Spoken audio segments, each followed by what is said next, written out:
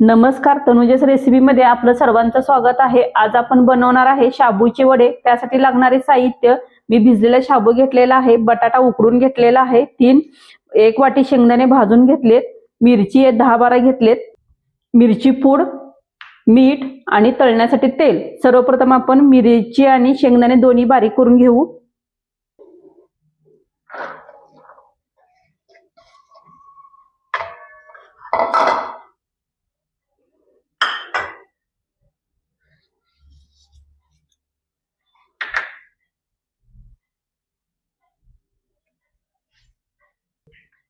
आपण परात घेतलेली आहे, त्यामध्ये शाबू घातलेला आहे, बटाटा शिजलेला टाकलेला आहे, थोडी भगवती टाकली। आता मिरच्याची पेस्ट केलेली आहे ती थोडी टाकून घेतलेली आहे, शेंगदाण्याचं कूट आणि चवीनुसार मीठ।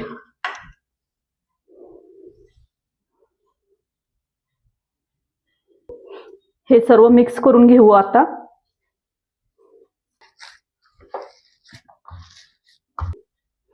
शाबू वडे तळण्यासाठी आता आपण तेल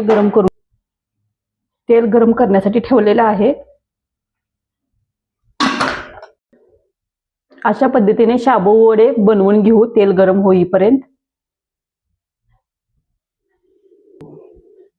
अशा पद्धतीने शाबू वडे बनवून घेतलेले आहेत। आता हे तळून घेऊ आपण।